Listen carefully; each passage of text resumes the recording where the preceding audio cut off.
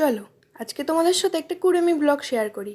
কুড়েমি blog কেন বললাম, পুরো ব্লগটা দেখো, তারপরেই তোমরা বুঝতে পারবে যে কেন আমি কুড়েমি ব্লগ বললাম।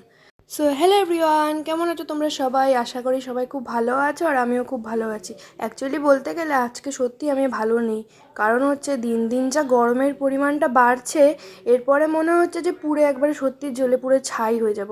কারণ হচ্ছে আমার মনে হয় এত গরমের থেকে একবারে মানুষকে মেরে ফেলুক, এত তিলে তিলে মানুষকে শেষ করার থেকে একবারে মেরে ফেলুক, তাহলে সবাই একবারে শান্তি পায়। তো সকালবেলা ঘুম থেকে উঠেই তো হাল খারাপ একবারেই। তারপরে দেখো কোনো রকমের ফ্যানটা চালিয়ে এখনও বিছানাও আমি পরিষ্কার করিনি। তারপরে বসে পড়লাম ফোন এডিট করতে, ভিডিও এডিট করতে। তারপর এডিট করতে করতে মা আবার ফোন করেছিল, তো মার সঙ্গে একটু কথা বলছিলাম, ওই বাড়ির মা। তারপরে ফোনে কথা টথা বলে আমি চলে এসেছি এখানে ব্রেকফাস্টটা সারতে।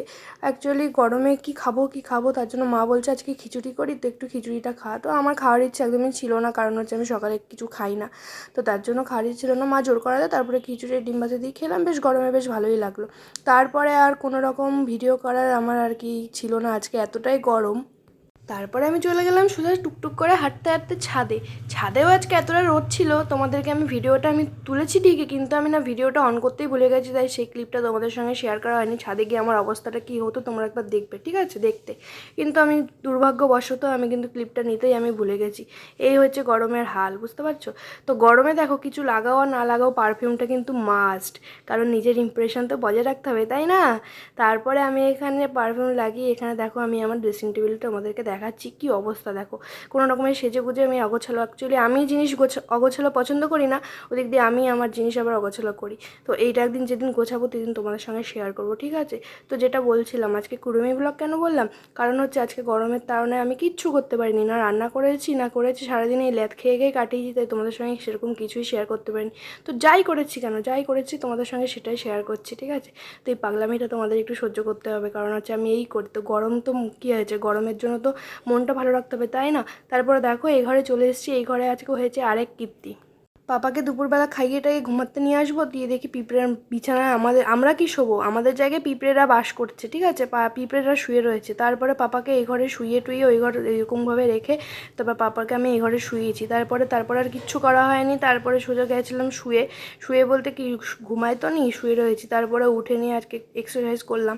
তো ভাবলাম আজকে সেরকম কিছু ভিডিও শেয়ার করা হয়নি, তো যেটা করি আমি সাধারণত সেটাই তোমাদের সঙ্গে শেয়ার করি, ঠিক আছে?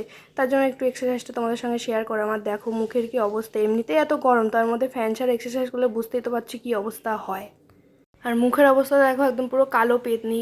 এই কারণে আমি তোমাদের ওয়ার্কআউটটা দেখাই না, নাহলে অনেক দিন আগেই আমি তোমাদের দেখাতে পারতাম যে আমি কীভাবে ওয়ার্কআউট করি, ঠিক আছে? তো মুখের অবস্থা একদমই ভালো থাকে না, তার জন্য তোমাদের আমি দেখাতে পারি না।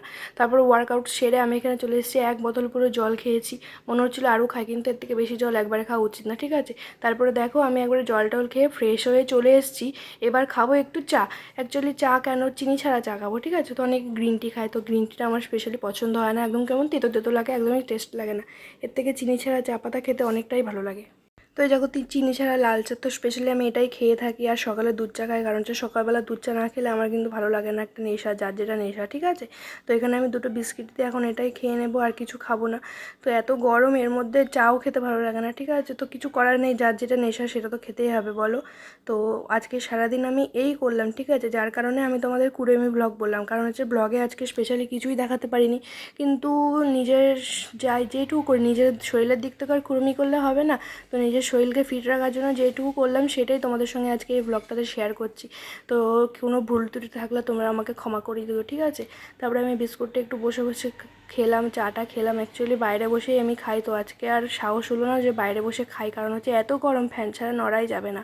তার জন্য চাটা ঘরে বসেই খেয়ে নিলাম। তারপরে চা খেতে খেতে ভিডিও এডিট করার কিছু বাকি ছিল, তারপরে ভিডিও এডিট করতে করতে এইদিকে দেখো কারেন্ট চলে গেছে, ঠিক আছে? একে গরম, তার মধ্যে যদি কারেন্টটা যায় তারপরে কী অবস্থা হয় ভাবো। তারপরে এর জন্য বাইরে একটু এসেছি, অন্ধকারের মধ্যে বাইরে একটু হাওয়া দিচ্ছিলো, তার জন্য বাইরে এসেছি। বাইরে এসে পারিনি, কারেন্টটাও চলে এসছে। তারপরে এর জন্য টুকটুক করে আবার ঘরে চলে এসেছি।